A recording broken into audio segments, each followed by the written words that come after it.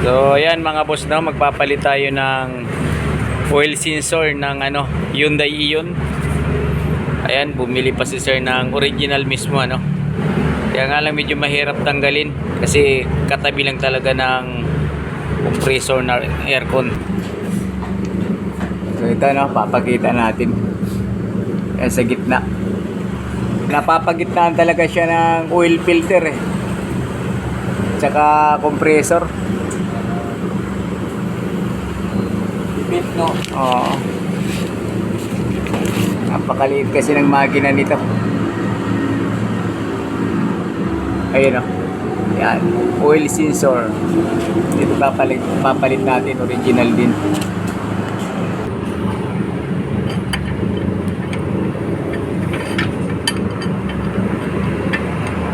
Mabit na nakabraso yan.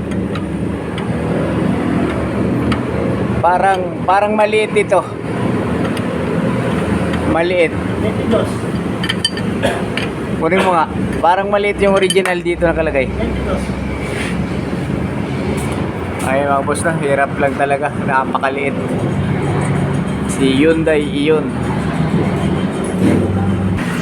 So ganito tayo magtanggal ng oil sensor ni Ion.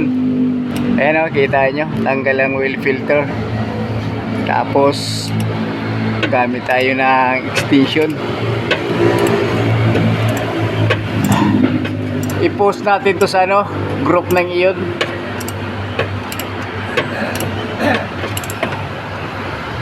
Ayan grabe kita nyo yan gaano kahirap,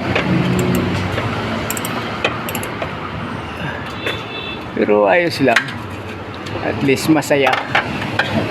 masayang pagtanggal.